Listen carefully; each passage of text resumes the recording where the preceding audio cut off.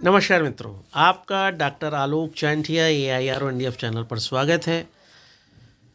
अखिल भारतीय अधिकार संगठन सिर्फ अधिकारों के दायरे में कानून संविधान की बात नहीं करता, बल्कि ज्ञान के उस विस्तार की ओर भी आपको ले जाने का प्रयास करता है, जहां पर आप अपने कर्तव्यों के द्वारा अपने गरिमापूर्ण जीवन और मानवाधिकार को स्वयं सुरक्षित कर सकते हैं।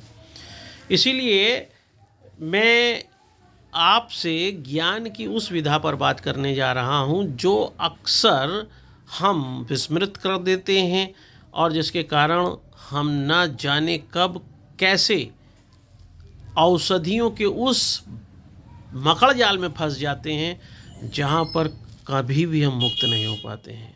एक छोटी सी और साधारण सी बात कि जब भी आप अपने मुख में कोई भी दवा रखते हैं तो वह दवा जब स्टमक में जाती है तो स्टमक के बाद जो पहली जगह होती है जहाँ से निर्धारण होता है कि शरीर के किस अंग तक जाएगी, उसका नाम लीवर है। अब आप स्वयं कल्पना करें कि जिस दवा को लगातार आप खाते रहते हैं और जिसमें बहुत से केमिकल्स हैं जो निश्चित रूप से डेरिवेटिव्स हैं, आर्टिफिशियल केमिकल्स हैं, उन केमिकल्स के द्वारा बनी गई औषधि जब लीवर के बराबर टच में रहती हैं तो यह एक सामान्य सी बात है कि लीवर पर दबाव पड़ता ही पड़ता है। हम दूसरी यह बात जानते हैं कि अगर लीवर ही हमारा नहीं सही रह गया तो शरीर के सभी अंग प्रभावित ज़रूर होंगे, चाहे वह हृदय हो, चाहे वह किडनी हो, चाहे वह आंतें हो, चाहे वह फेफड़ा हो, चाहे कोई भी अंग हो। अब ऐसी स्थिति में क्या आवश्यकता है? कहीं ऐसा तो नहीं कि हम विश्व के एक मकड़ जाल में फंस गए हैं और हम यह जान ही नहीं पा रहे हैं कि हमें क्या ऐसा खाना चाहिए कि हम बीमारी की ओर ही मत बढ़ें।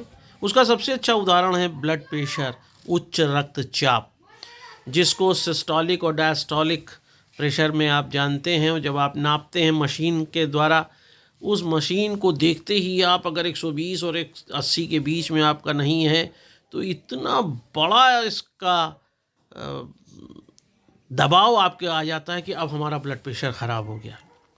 लेकिन आपको कोई ब्लड प्रेशर का डॉक्टर या कोई भी व्यक्ति यह नहीं बताने का प्रयास करता है कि जिस ब्लड प्रेशर को देख कर आप इतने परेशान हुए जा रहे हैं, उस ब्लड प्रेशर के लिए आपके शरीर में मैग्नीशियम पर्याप्त आवश्यक मात्रा में होना चाहिए। वह मैग्नीशियम जो नमक में भी पर्याप्त मात्रा में है, आलू में भी है। अब आपको अगर शुगर है तो आलू तो खाना मना कर दिया गया, जबकि एक आलू अगर पूरा आप खाएं तो 90 कैलोरी ही ऊर्जा प्राप्त होती है। मतलब ग्लाइसेमिक इंडेक्स इतना उसका ज़्यादा नहीं है कि जिसके कारण आपके शुगर लेवल बहुत ज़्यादा हाई हो जाए। केवल 90 कैलोरी ऊर्जा मिलेगी। पुरुष के संदर्भ में 3200 कैलोरी ऊर्जा चाहिए, महिला के संदर्भ में 2400 कैलोरी ऊर्जा चाहिए, और इसके लेवल को बरकरार रखने के लिए हर व्यक्ति को 300 से 400 कैलोरी ऊर्जा की रोज़ आवश्यकता पड़ती है। आप उसी के आधार पर देख लीजिए कि आपको आलू कितना खाना चाहिए। उससे आपके मैग्नीशियम भी पहुँचेगा, नमक भी पहुँचेगा। अब आपको ये बताया जाता है नमक खाने से भी आपका ब्लड प्रेशर बढ़ जाएगा, आलू खाने से शुगर बढ़ जाएगी, और ऐसा करके उन प्राकृतिक चीज़ों से आपको इतना दूर कर दिया जाता है कि धीरे धीरे, अब मैग्नीशियम का प्रकार क्या होता है, धीरे धीरे आप दवाओं के मकड़ जाल में फंस जाते हैं। और मैग्नीशियम का कार्य क्या है? धमनियों को फैला देना। अब जब आपकी धमनी फैली रहेगी और उसमें से रक्त आराम से बहेगा तो आप खुद सोच लीजिए, किसी भी ज्ञान या विज्ञान की ज़रूरत है? जब आपकी धमनियाँ पर्याप्त मात्रा में फैल रही हैं तो क्या उसकी कोई भी आवश्यकता है दवाओं की? आपका रक्तचाप नॉर्मल रहेगा। इसके लिए ज़रूरी है कि आप जो सी साल्ट है उसका यूज़ करें, आलू का यूज़ करें। लेकिन आपको तो यह बताया गया कि ऐसा नहीं। और दूसरी सबसे बड़ी चीज़ जो है, आप हरी सब्जियाँ, हमारे ख्याल से शायद ही कोई ऐसा व्यक्ति होगा, चाहे वो विज्ञान पढ़ता हो चाहे ना पढ़ता हो, सभी ने सामान्य ज्ञान में ये बात पढ़ी है कि पत्तियाँ हरी क्यों होती हैं। सबने कहा क्लोरोफिल के कारण। सिर्फ उसमें एक बात कुछ कम लोग जानते हैं कि मैग्नीशियम के कारण वह क्लोरोफिल का निर्माण होता है। इसका मतलब क्या हुआ कि जो भी पत्तियां हरी हैं उसमें मैग्नीशियम ज़रूर मौजूद है। तो आपको चाहे शुगर हो जाए, चाहे ब्लड प्रेशर, खान पान में इतना कुछ बताएंगे, ये नहीं बताएंगे कि आप हरी सब्जी सबसे ज़्यादा खाइए। जितना अधिक आप हरी सब्जी खाएंगे, नेचुरल तरीके से मैग्नीशियम पहुंचेगा, कोलेस्ट्रॉल उसमें होगा ही नहीं।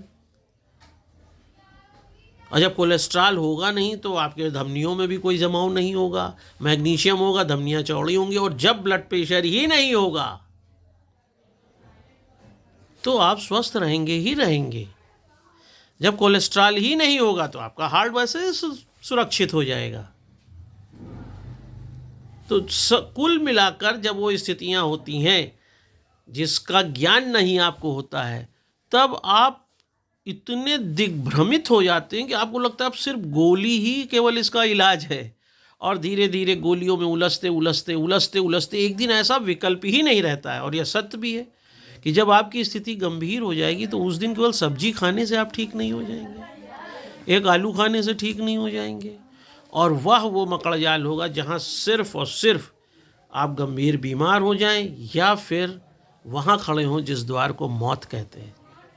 लेकिन अगर आपको शुरू से यह ज्ञान है कि हरी सब्जी खाने से कोलेस्ट्रॉल नहीं बढ़ेगा, नमक सी सॉल्ट खाने से हमारे शरीर में 94 एलिमेंट्स अपने आप पहुंच जाएंगे, आलू से कैलोरी जो मिलनी है मिलेगी ही, मैग्नीशियम भी मिलेगा, तो निश्चित रूप से आप स्वस्थ रहेंगे, शुगर नॉर्मल रहेगी, लीवर को कम काम करना पड़ेगा, हृदय स्वच्छ रहेगा और आप लंबे समय तक अच्छा जी सकते हैं।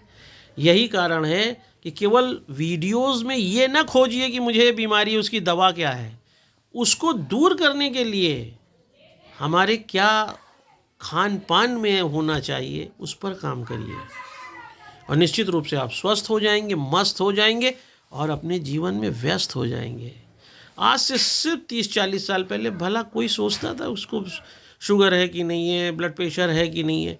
इतना ज़्यादा हवा क्रिएट कर दिया गया कि हर आदमी अब युवा काल में इसी बात पे अड़ा रहता है कि देख लो कहीं मेरा ब्लड प्रेशर तो ज़्यादा नहीं होगा, देखो कहीं मेरा कोलेस्ट्रॉल तो ज़्यादा नहीं हो गया।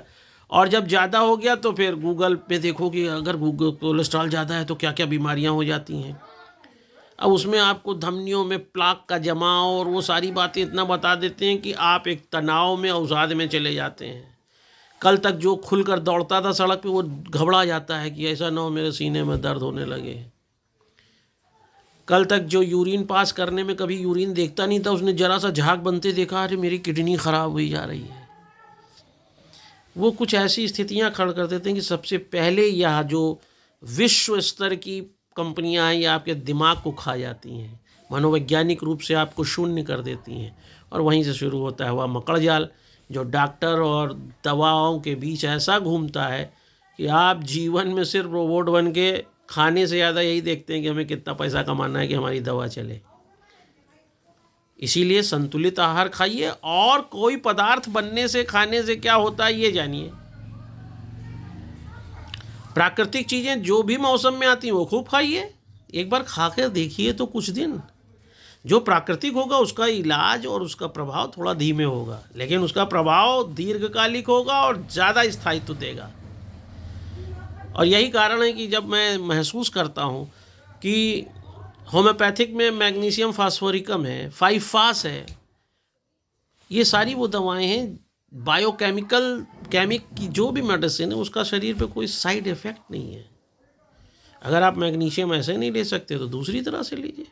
आपने देखा होगा हाई ब्लड प्रेशर की बहुत सी दवाएं, आप रावल्फिया खा लीजिए, एलियम सटाइवम खा लीजिए, हाइड्रेंजिया खा लीजिए, वीथिया खा लीजिए, लेकिन कहीं ये कोई नहीं कहेगा कि इसके साथ मैग्नीशियम भी लीजिए, क्योंकि मैग्नीशियम आवश्यक है। मैग्नीशियम ही धमनी को चौड़ा करेगा।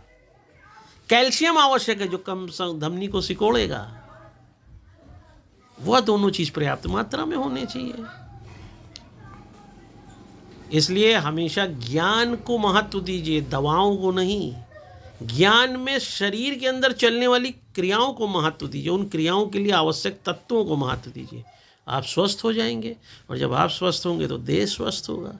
और देश स्वस्थ होने का मतलब है कि अखिल भारतीय अधिकार संगठन मानवाधिकार के रास्ते में कर्तव्यों की जो विधा लेकर चल रहा है उसमें सफल हुआ। गरिमापूर्ण जीवन आपके पास दस्तक देने लगे। शायद यही सबसे बड़ा उद्देश्य अखिल भारतीय अधिकार संगठन का है। यह चूँकि जागरूकता से संबंधित है, इसलिए इस वीडियो को ज़रूर दूर तक ले जाइए। बहुत ज़रूरत है हम लोगों के बीच एक जागृति की, वैज्ञानिक जागृति की, जो हम सबको श्रेष्ठ मानव बनाए। नहीं तो इस बीमारी को आप पिछले जन्म से, प्रारब्ध से, भाग्य से जोड़ जोड़ कर अपने को कुंठित करते रहेंगे और एक मानव जैसा जीवन पाकर भी आप अंधेरे में खो जाते हैं।